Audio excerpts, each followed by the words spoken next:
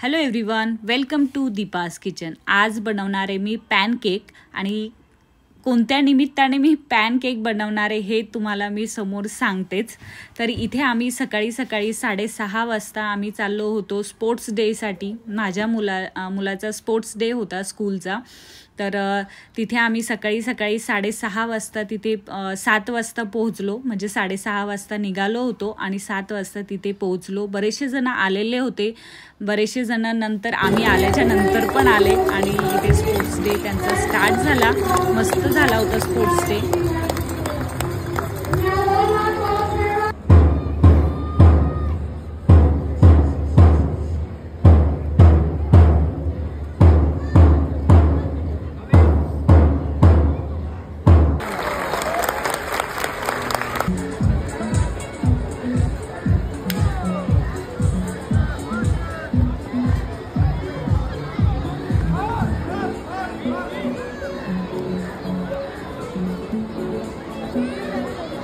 Prize goes to Kalash, second goes to Abhimanyu, and third goes to Adiraj.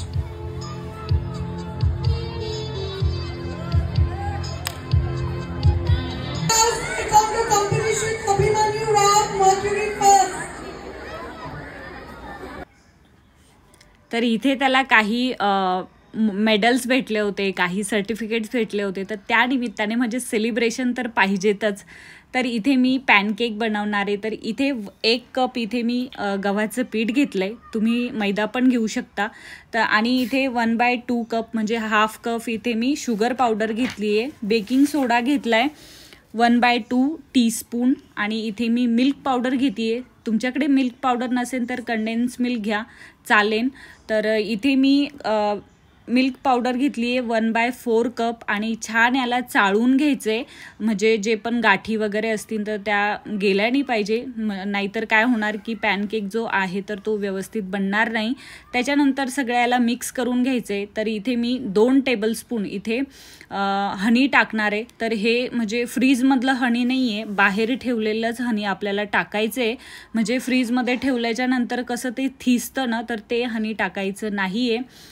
आणि 2 tablespoon इथे मी हनी टाकलं आहे।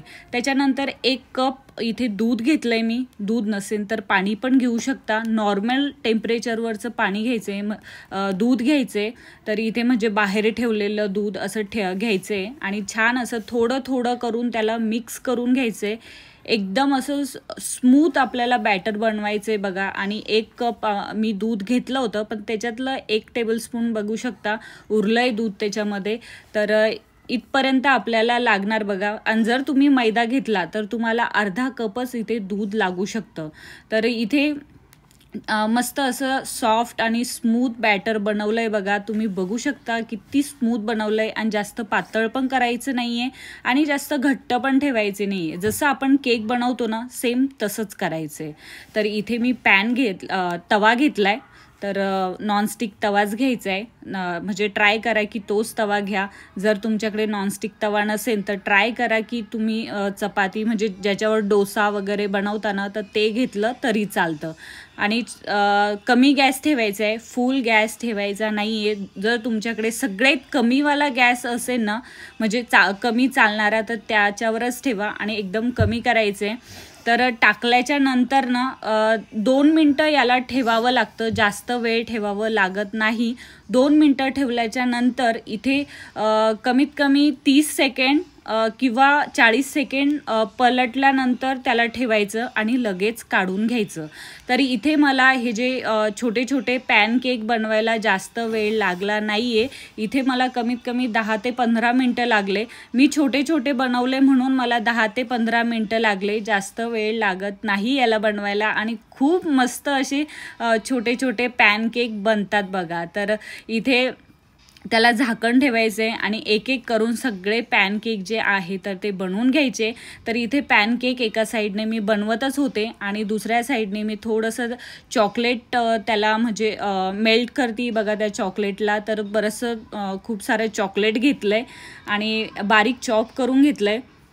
त्याच्यानंतर काय करायचे की एका पातेल्यामध्ये पाणी ठेवायचे आणि पाणी ठेवल्याच्या नंतर त्याच्यावरच ते जे आपण चॉकलेट चॉप करून ठेवलेलं होतं ते त्याच्यावर ठेवायचे आणि छान त्याला विरघळवायचे, एकदम सॉफ्ट बनवायचे आणि चॉकलेट थंड किंवा कोमट गरम गरम चॉकलेट पण खूप छान लागतं बघा, पॅनकेकवर खूप मस्त लागतं.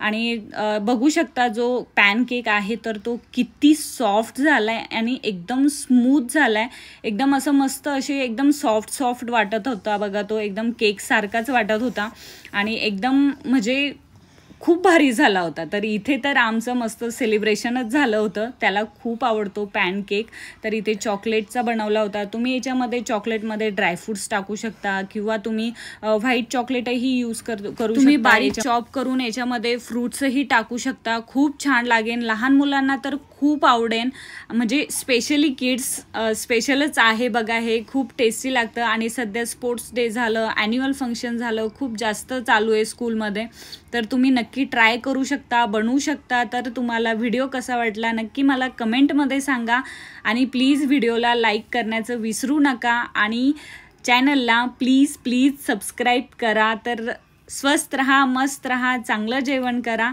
Thank you, bye.